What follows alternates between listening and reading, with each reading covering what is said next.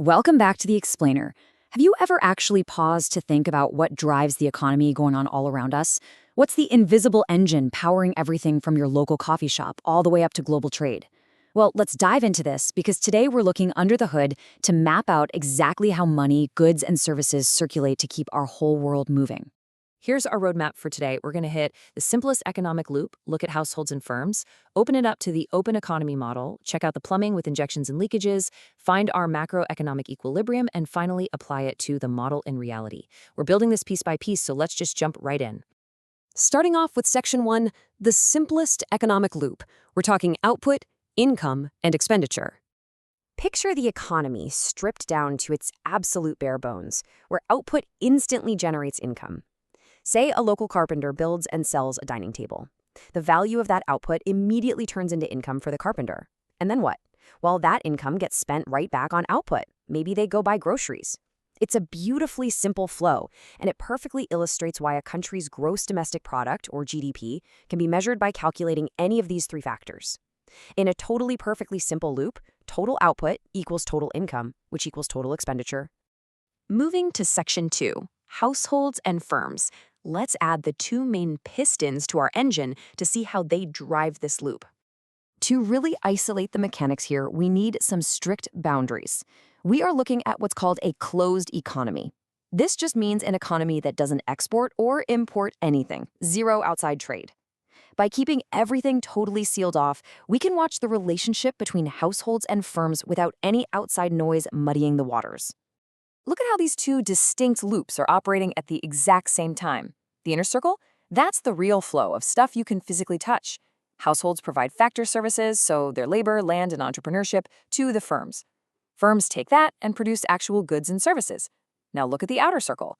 This is the money flowing in the exact opposite direction. Firms pay wages, rent, and profits back to the households, and the households use that income to buy the goods. It's just a perfectly balanced, self-sustaining loop. But of course, we don't live in a bubble. That brings us to Section 3, the open economy model. Time to open the hood to the real world. Take a second and ask yourself, just how open is your economy? Look around your room or think about the car you drive. How much does your country actually rely on stuff made abroad or on selling its own resources to the rest of the world? Because in reality, this openness varies wildly. Check out these two extremes. You've got Singapore, which boasts the highest international trade to GDP ratio on the planet. Global trade is literally its lifeblood. Then flip over to Burundi. Being landlocked, it operates way closer to a closed economy. It exports only about 5% of its output, but it imports 25% of what it consumes. When we open our model, we've got to account for these massive differences in global connections. So here's what happens when we fully open the system up. See those new arrows branching out and pointing in? Our households and firms are still in the middle, bouncing goods and wages back and forth. But now, money has new ways to enter and exit. We've got the government collecting taxes, financial institutions holding savings, and international partners buying exports and selling imports. The money isn't just trapped between two players anymore. To really track those new pathways, we're hitting Section 4, injections and leakages. Think of this as the intricate plumbing of the economy. Let's map out these pipes clearly. For firms and households dealing with banks, investment acts as an injection, while saving is a leakage. With the government, their spending is an injection, while the direct and indirect taxes they collect are leakages. And internationally, exports inject money and imports leak it out. Basically, injections are pumping extra spending into the domestic output from outside that main center loop. Leakages act like an exhaust pipe, just draining income away from domestic spending. The absolutely crucial takeaway here is simple. Injections add spending. Leakages reduce spending. Imagine pouring water into a bucket while a hole at the bottom lets water drain out. These two economic forces are constantly fighting against each other. Understanding that push and pull is exactly how we figure out how an economy stays stable. Which brings us nicely to Section 5, finding macroeconomic equilibrium, or finding the engine's stable cruising speed. Let's define the goal here.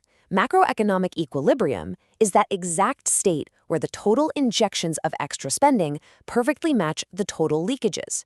Going back to our bucket, it's the exact moment the water pouring in matches the water draining out, meaning the water level, which represents our national income, stays completely flat and unchanged. Now, what's really cool is looking at exactly where these lines cross. That upward sloping red line represents all of our total leakages combined, saving plus taxes plus imports. The flat green line is our total injections, investment plus government spending plus exports. Right where those two lines perfectly intersect, bam, that's our macroeconomic equilibrium. That intersection tells us the exact level of GDP where the whole economy is perfectly balanced. But the economy is constantly moving, right? It rarely stays perfectly balanced. If injections are higher than leakages, there's extra spending sloshing around, and total GDP naturally rises. If leakages outpace injections, money drains out too fast and GDP drops. But here is the fascinating, self-adjusting nature of this model. In the long run, an injection bumps up GDP, which means people get richer. And what do we do when our incomes rise? We save more, we pay more taxes, we buy more imported stuff. The leakages naturally rise to eventually meet those higher injections, and we settle into a brand new equilibrium. Okay, theory is great, but let's shift to section 6, the model in reality. Let's impartially apply this framework to a real-world scenario. We're going to look at Venezuela's economic situation around 2018. During this time, the country's overall output dropped. But interestingly, residents actually increased their spending on imported goods. So let's run this through our macroeconomic plumbing and see exactly why output behaved that way. Here are the mechanics step by step. Step 1. The value of Venezuela's exports, mostly oil, declined. In our model, that means lower injections. Less outside money is being pumped in. Step 2. Import expenditure went up. That means higher leakages. More domestic income is draining out to buy foreign goods. Step 3. When you have a simultaneous drop in an injection alongside a rise in a leakage, the math is inevitable. Total GDP shrinks heavily. The whole circular flow simply gets smaller. But there's one more vital piece of context from this same time period. Venezuela's government spending actually went up, reaching a level more than twice the amount of the tax revenue it was raising. So I want to leave you with this provocative question to ponder as we wrap up today's explainer. Based on everything we just covered, if a government spends more than it raises in taxes, is that a net injection or a net leakage from the government sector? Think back to our table of pipes and imagine how these mechanical forces ultimately push and pull the fine balance out there in reality. The engine of the economy is always running, constantly adjusting injection by injection, leakage by leakage. Something to think about. See you in our next explainer.